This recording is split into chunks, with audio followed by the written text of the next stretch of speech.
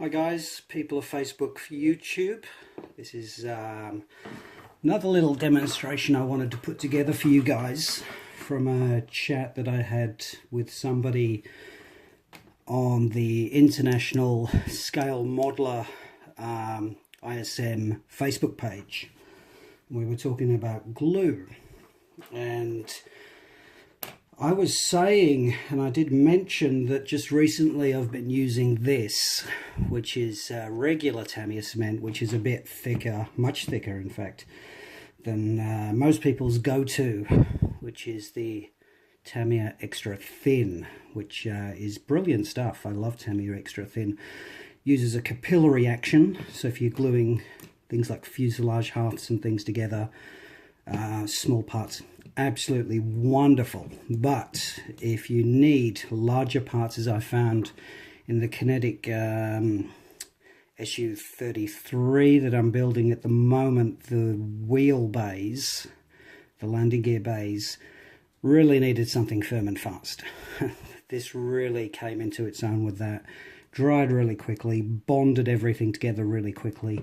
Fantastic. But the main reason of this video, I'm not going to try and waffle on, because my pet hate is people that waffle on in YouTube videos. It really, really pisses me off. But with this stuff, I bought this in Hobbytown, USA in Georgia, probably about 2 years ago when I was there visiting friends. And the guy told me the best way to use this stuff is to use a hairy stick. And I said, well, aren't you going to go through a few hairy sticks if you paintbrushes, if you use that? And he said, no, you just let it dry. And then when it's dried, you just basically manipulate the brush like so, give it a bit of a rub, and it comes off. And it does. And it does, which I'll demonstrate in another video. But it gave me an idea that if I could do it with that, I wondered if I could do it with other glues, such as my new go-to, which is Zap-A-Gap Medium CA super glue. It's basically super glue. And what I would do, or what I've been doing, is using these little vessels, which tattoo artists use. You get them off eBay, like 100 for $1. And I will load up the CA within this, like so, just a couple of drops, and then got a perfect little vessel to work from.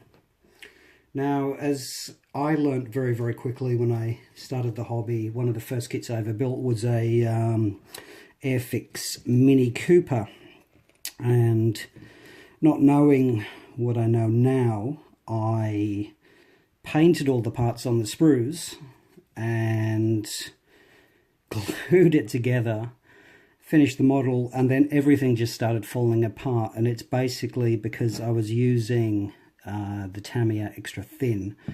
I was gluing parts onto parts that I'd painted, and they weren't bonding. Because to use the Tamiya Extra Thin, you need 2 pieces of clear styrene plastic to glue against. Otherwise it just won't work. If you do styrene to paint, it's just not a good enough bond. Effectively what you're doing with this stuff is you're melting the plastic and you're welding. You're effectively welding the plastic together. So to combat the problem, when I've painted a part and I need to glue it together, like last night I done the priming for this area, the interior of the Bell X1, I neglected to put this little control panel on, and so I can't use this, as I've explained, so I need to use now this CA. So what I will do, my hands are steady enough, I'm actually in the model room, I'll use my hairy stick and I shall just put, I've got a very, very dodgy setup here. I've actually got the phone on some kitchen paper, a roll of kitchen paper. And all I'll do, just a few little dabs, and this will basically bond to anything now. Doesn't matter if it's painted, like so. Then I will get parts lined up, and I will put that in place, like so, and it's done. And I'll basically just hold that, and Ed would have actually put little markers in place so you know you've got that in the right position. Which leaves the question, the hairy stick. What happens to the hairy stick? Well, I can tell you, if you leave that for at least 24 hours, the CA, the super glue, will come off. Now, I'm using a ProArt Series 40 Pure Sable. Now, Pure Sable, I get these dirt cheap. The only time I use hairy sticks is for gluing, touching up models, little bits of paint, applying liquid mask. So I don't really use them as I would have as a kid when I was doing Matchbox kits.